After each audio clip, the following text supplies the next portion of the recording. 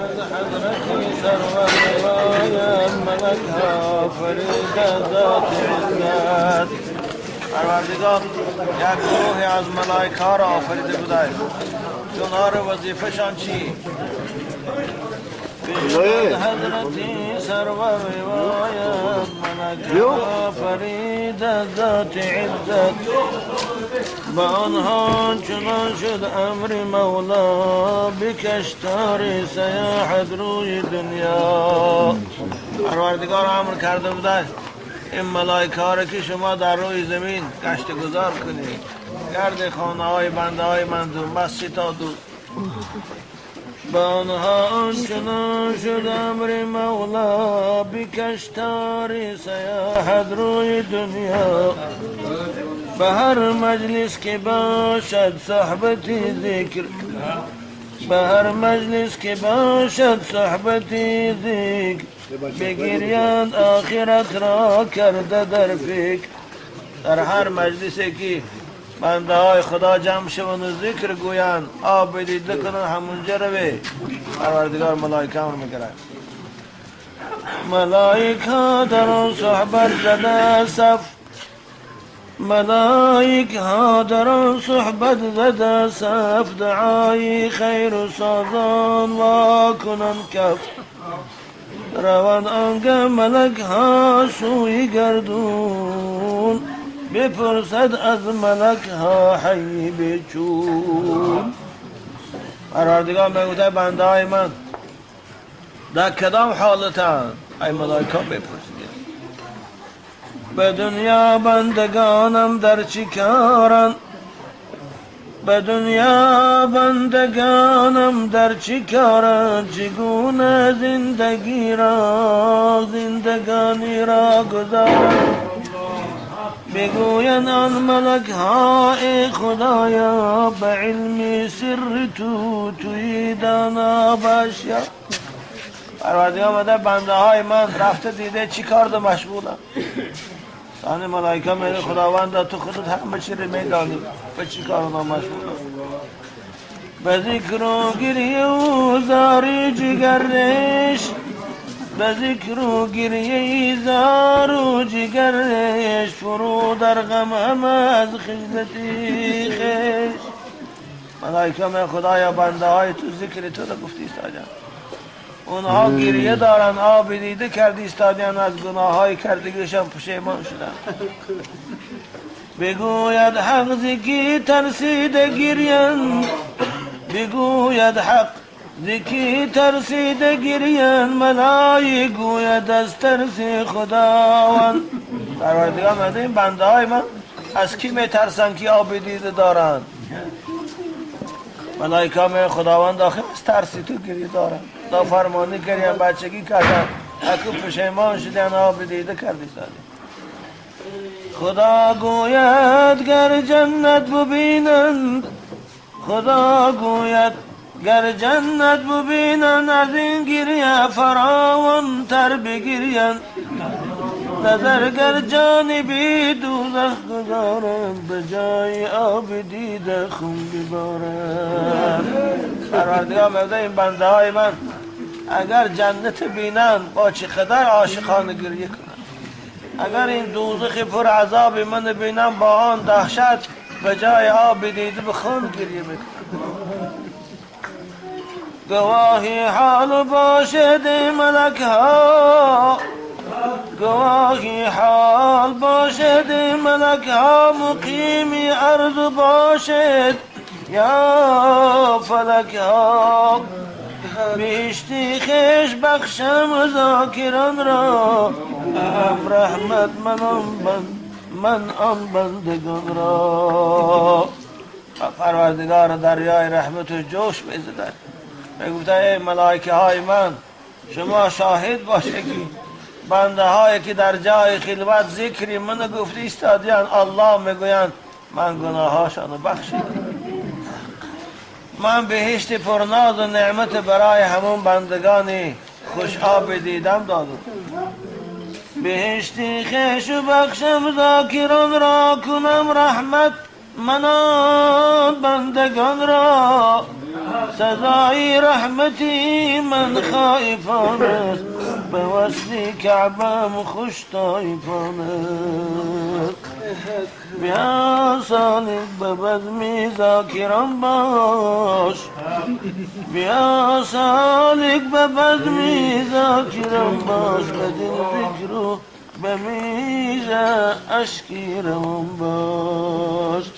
حضرت میگه که بنده خدا حرکت کن در مجلس های ذاکرا شرکت کن در کجایی که مجلس ذکر ہے مجلس امر معروف ہے حاضر شو ذکر خدا گو شبکا در چشمات کم کم آب دیده پیدا شود پروردگار شاید به تو رحم کنه. بیا سالک به بزم ذاکران باش به دل ذکر و میزه اشکی روان باش به هر صحبت شکر دیدی بکن نوش مگس آگر کنن تنه مکن گوش. در هر صحبتی که شکر دیدی این ذکر خدا تلاوت قرآن امر معروف این شکر است حرکت کن در اونجا یک لذت گیر یا شیرینی حاصل کن این گپ دشمنای خدا را گوش نکن و یا حکم پشر دارن مگس ها اگر کنن تعنه مکن گوش اگر گویند اگر گریند را بینی شوینر زی سوزی سینه زارش شویگر. آدم عادتا یک کسی که آب دیده داشته باشه او رو بینی مجلس نشین دل آدم ملایم میشه. اگر گریند را بینی شوینر زی سوزی سینه زارش شویگر که آخر خامورا گرمی پزاند که آخر خام را گرمی پزاند کسی که سوخت قدری سوز داند. آننده که گرمای تابستان میوه های خام می پزاند صحبت دوستای خدا هم بنده های خدا را به خدا می رساند.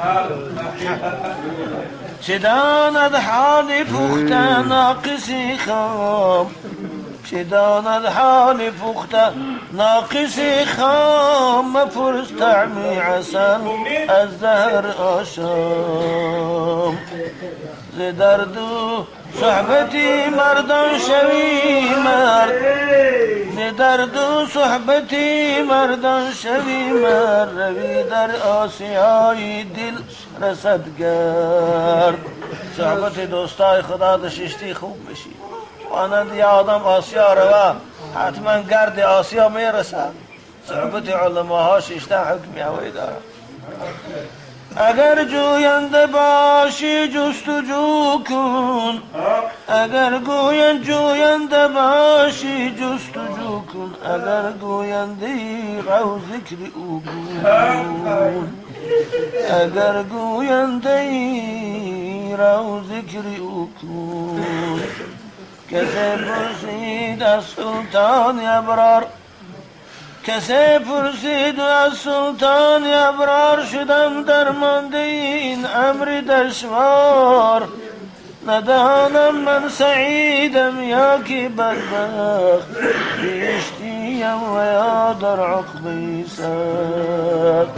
یک شخص پیش پیغمبر خدا آمد گفت یا رسول الله من نمیدانم که آدم خوبم یا که آدم بدبختم من نمیدانم که خداوند منو به بندگیش قبول کرده یا از درگاهش محروم کرده ندانم من سعیدم یا که بدبخت بهشتیم و یا در عقبه سخت.